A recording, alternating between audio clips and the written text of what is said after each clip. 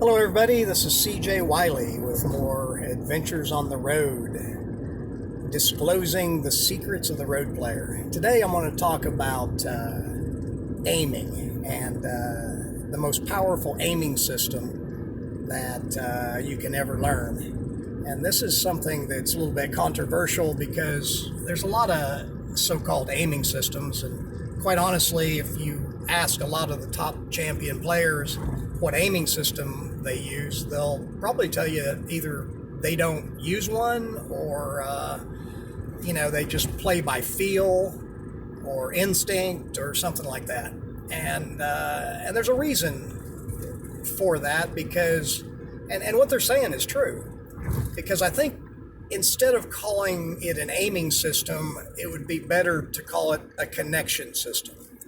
Because what the top champion players do is they have an ability to connect the cue ball to the object ball to create the angle that they're trying to utilize to make the shot.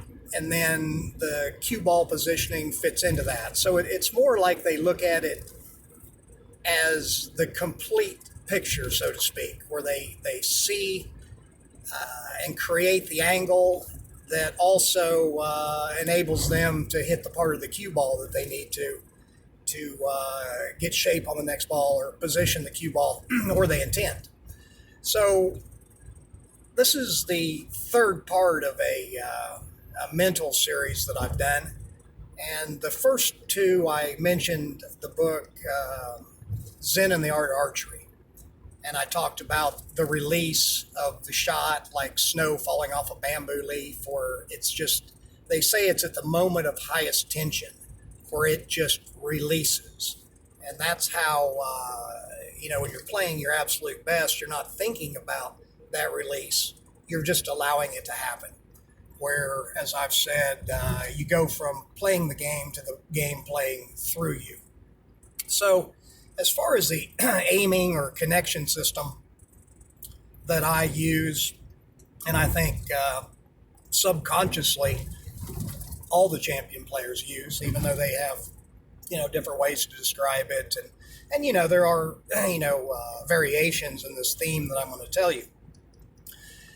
Another thing in the book, Zen and the Art of Archery, it talked about, as far as archery goes, the hitter and the target become one.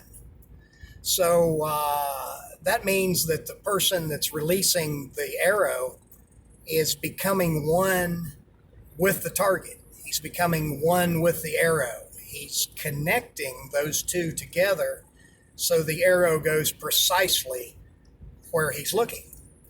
And that's a very good analogy for what I do in pool as well.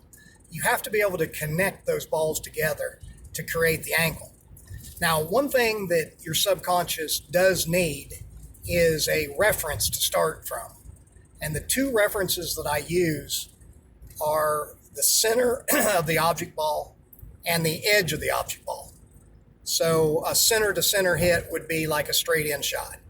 A center to edge shot would be a half ball hit, which you're just basically aiming the center of the cue ball and bisecting the edge of the object ball. And the thinner that you have to cut the ball, the more that you'll have to go over to connect a point on the cue ball. So if you're cutting a ball to the right, you need to cut it thinner, then that position goes from the center over to the right.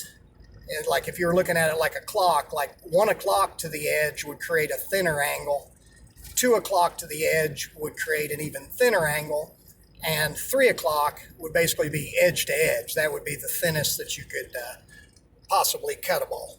So those references I do use. And again, I connect to the center of the cue ball to the center of the object ball, or I connect from the center of the cue ball to the edge of the object ball, and then allow my subconscious to create the precise angle that I need using those two reference points. So again, you want to basically become the cue ball. That's another Zen thing. Like when I was a teenager, especially, and I was traveling with Dalton Leone, he wanted me to, feel like I became the cue ball. So not only when I'm playing do I become the cue ball, but when I'm sitting watching my opponent play, I also retain that. So I don't really watch my opponent play as much as I watch the cue ball. I want to keep that connection to the cue ball. So when it's my shot, I'm still connected. And it also allows me to do, as I said in my second video, allow my mind to stay perfectly still, like water. So still that if it was like a bucket of water, you could look into it and see your perfect reflection. And that represents the stillness of the mind. And that allows you to tap into the most creative part of your mind. And again, the key to shot making is creating the angles, becoming one with the cue ball, one with either the center or the edge of the object ball, and then feel that connection to go ahead and make the shot and also position the cue ball where you need to. So as far as the aiming system, that is what I do at a subconscious level. But I think you need to, have a conscious awareness of these subconscious activities so that you can fine tune them. However, when you're playing, you really, as much as it's difficult to do, you have to stop thinking, like, as I had said before, thoughtless thought, where you're just experiencing the game. The game is actually playing through you, and that's when you'll reach the highest levels that your potential permits. And a lot of your potential requires the willingness to experiment and the passion, to put in the hours that's necessary to actually master the game, or at least play it to your highest ability. And the champion players obviously have taken that to the extreme, and they really have become part of the game. So as far as explaining the technical parts of pool, it's very difficult for a champion to do because they have to think about it so much. When they go back to playing, it'll actually hinder their abilities. The reason that I'm able to do that is I went a number of years where I didn't really care how well I played because I wasn't competing for a living. So I put a lot of thought into, unlocking, and developing the key that unlocks the subconscious zone that many players are striving to get into.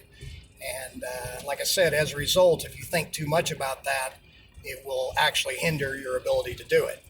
But the paradox is you do have to bring it to conscious awareness first. And then, like I said, just let it go and use pool as a way to express yourself. Again, I don't believe the argument of whether pool is a game or a sport. I mean, I think it's both, but also it's an art form and a way to express yourself. So if you're going to play at your highest level and enjoy the game at the highest level, you want to be able to do the things that I've mentioned, the connection system, so that you can make all those shots that you see these champions make with ease, because it is easy. There are no hard shots or easy shots. They're all just shots. Anyway, if you want to learn the physical part of the game and see all my instructional videos, join me at www.masteringpocketbilliards.com.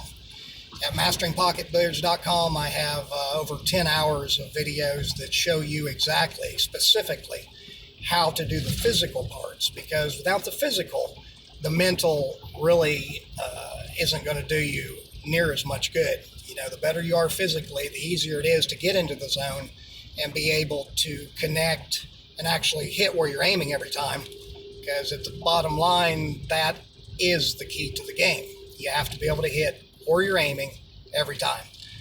So if you enjoyed this, I'll see you next time. This is CJ Wiley, over and out.